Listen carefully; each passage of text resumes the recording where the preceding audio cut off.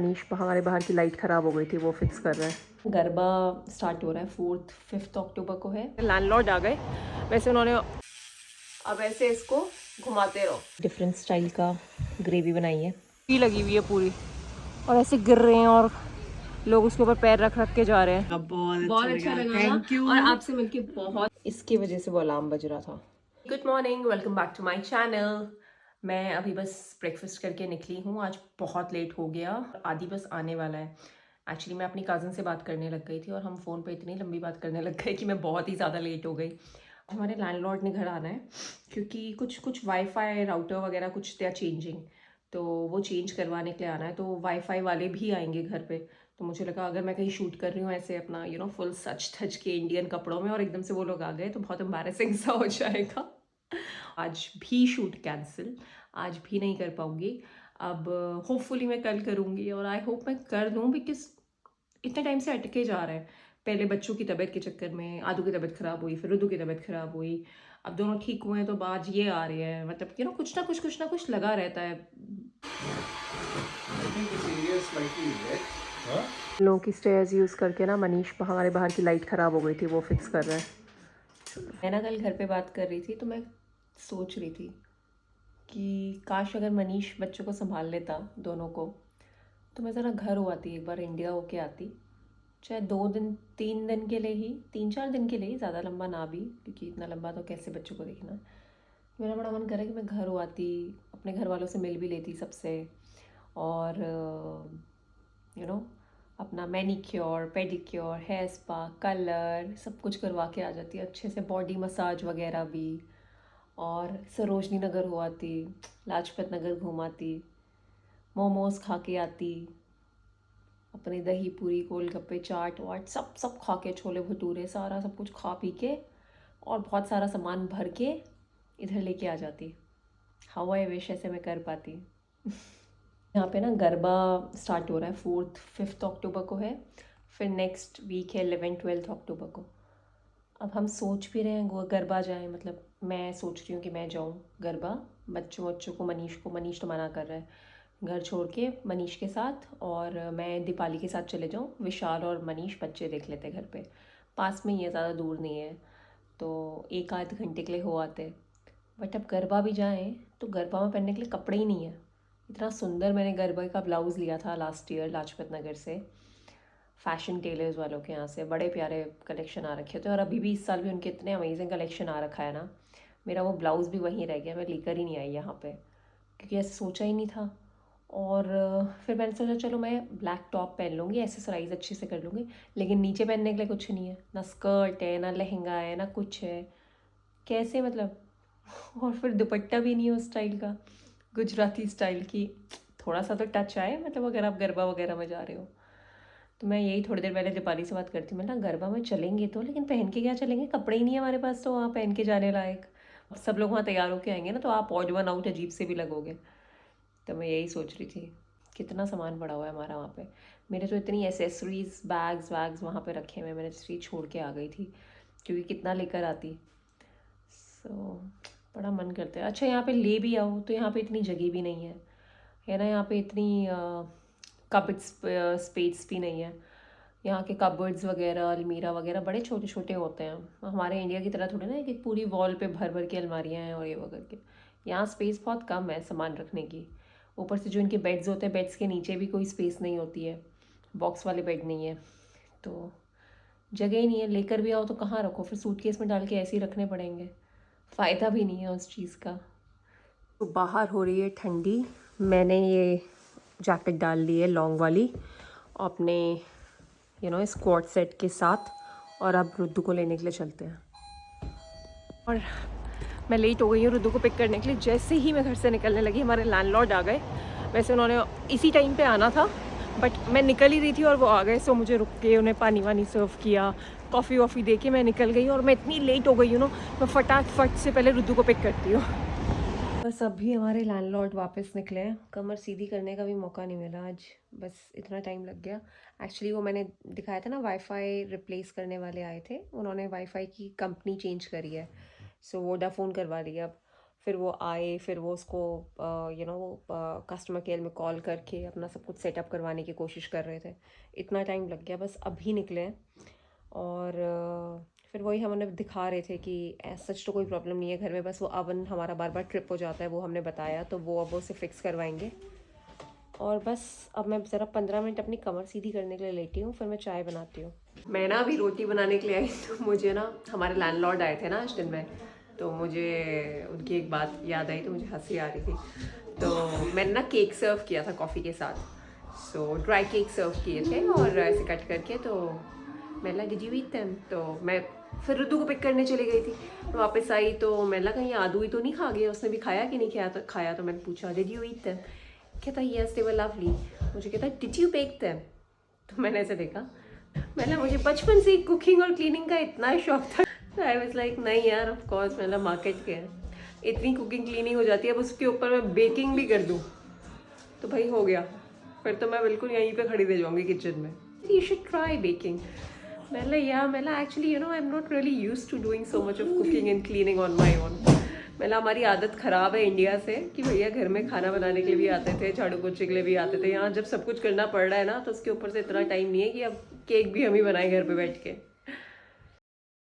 हाय people, सो मनीष चला गया है आदू को स्कूल पिक करने के लिए एंड मैं बस अभी लंच बना के फ्री हुई हूँ। और मेरी बड़ी आईब्रोज और अपर लिप्स की ना ग्रोथ स्टार्ट हो गई है, तो मैं सोच रही थी कर लेती हूँ।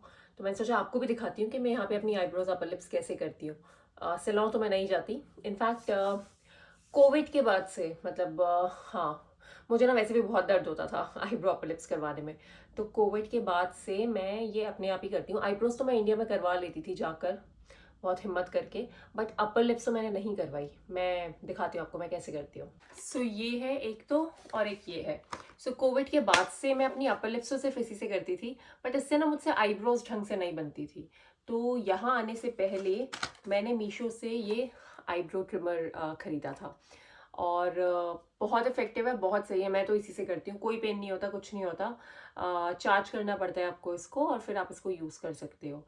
तो ये मैंने लिया था मीशो से, इंडिया से, लेकिन अगर आप लोग यूके से मेरा व्लॉग देख रहे हो तो आप ना तेमू से भी ये खरीद सकते हो। तेमू में भी ये बड़ा आराम से मिल जाता है, और अच्छा बेटर वर्जन ही है मतलब उसमें, तेमू में ना। सो मैं सोच रही थी जब ये खराब हो जाएगा तो मैं भी तेमू से ऑर्डर कर लूँगी, और बहुत इकोनॉमिकल है, ज़्यादा एक्सपेंसिव नहीं है, सस्ता सा ही है। मुझे एक्जैक्टली रेट याद नहीं है, 2-3 पाउंड का होगा ज़्यादा से ज़्यादा। सो मतलब बड़ी सही चीज़ है, तो आपको ना सिलौन जाने की ज़रूरत नहीं पड़ेगी, ये एकदम परफेक्ट चीज़ है। तो मैं दिखाती हूँ कैसे यूज़ करती हूँ इसे।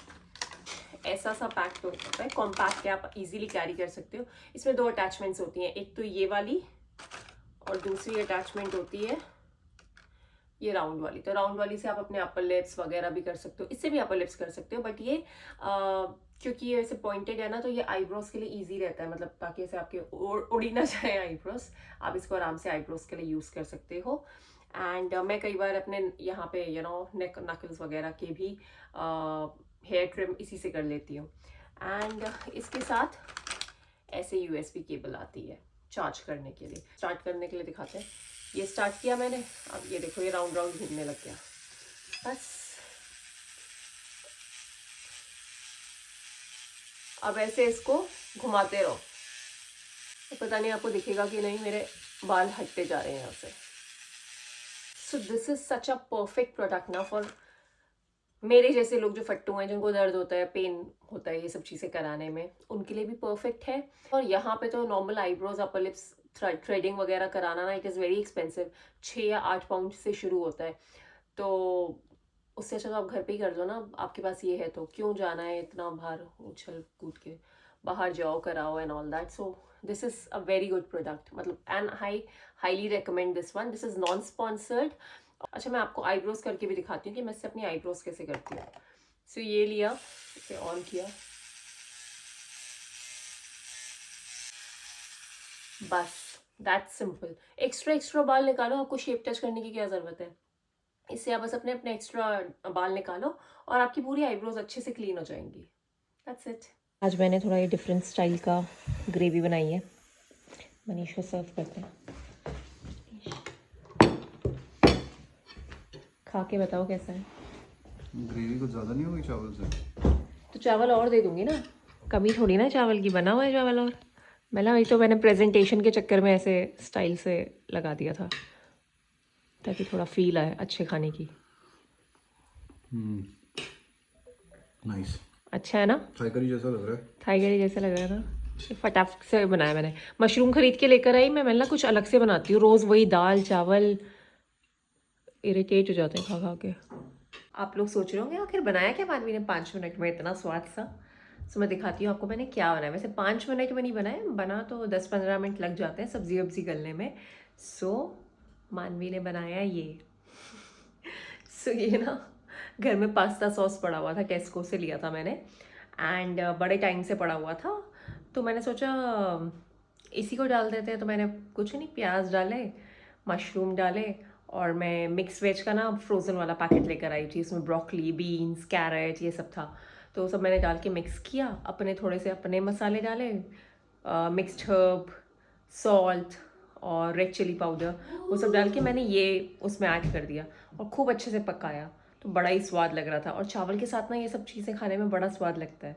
तो अगर आप भी ट्राई करना चाहो तो आप ट्राई कर सकते हो। इट इज़ वेरी क्विक और अगर आप दाल चावल खा खा के बोर हो गए तो यू मस्ट ट्राई इट। फिर रुद्दू के बस स्टॉप, स्कूल के सामने बस स्टॉप पे आके खड़े हुए हैं और ये इतने सारे फ्रूट्स गिरे हैं और ये सारे देखो पेयर है। ये ट्री लगी हुई है पूरी और ऐसे गिर रहे हैं और लोग उसके ऊपर पैर रख रख के जा रहे हैं। इमेजिन, पेड़ लदा हुआ है फ्रूट से और हल्के फुल्के नहीं गिरे हैं भाई। ये देखो इतने सारे गिरे पड़े हैं नीचे और ये ऐसी रोड साइड पेड़ है।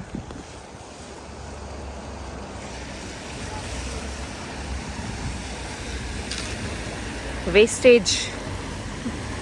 हाय पीपल, सो आप लोग सोच रहे हो कि मैं ऐसे एस्कीमोसी बन के अभी कहाँ जा रही हूँ।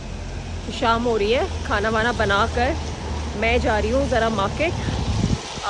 कल एक्चुअली विशाल की मम्मी वापस इंडिया जा रही हैं तो आंटी से मिलने जा रही हूँ और उससे पहले मैंने सोचा आंटी के लिए कुछ ख़रीद लेते हैं। तो मार्केट जा रही हूँ, मार्केट से कुछ ख़रीद के फिर आंटी से मिल के आ जाएंगी क्योंकि कल सुबह की उनकी फ़्लाइट है। तो सुबह तो मिलना हो नहीं पाएगा, जल्दी निकल जाएंगे। तो चलते हैं। लोग सोच रहे होंगे मैंने दो कैप क्यों लगा रखी है। एक्चुअली मेरे ना, मैं रुद्दू को पिक करने गई थी ना तो मेरे सर में दर्द हो गया हवा से।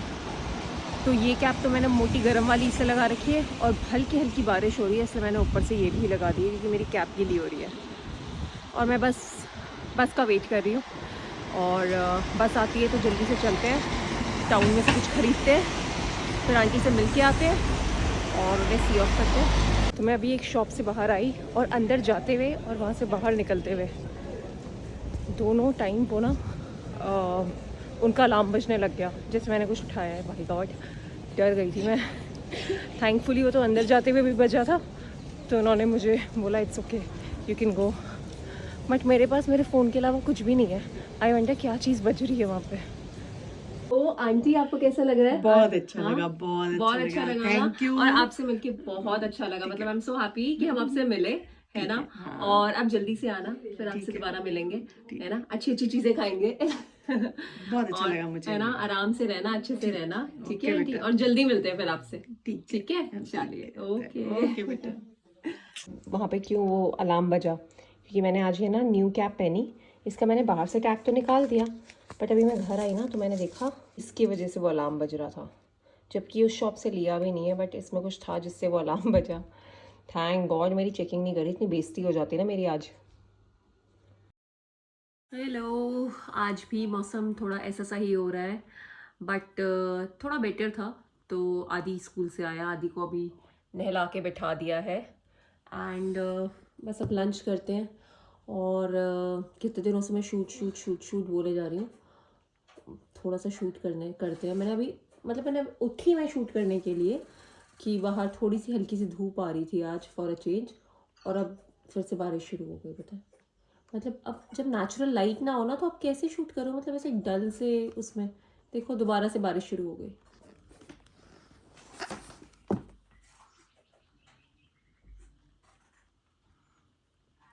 अब ऐसे में क्या मज़ा आएगा, शूट भी करूँगी तो मैं इतनी अच्छी लाइटिंग ही नहीं आती है तो कैसे, फ़ायदा ही नहीं है ऐसे में शूट करने का।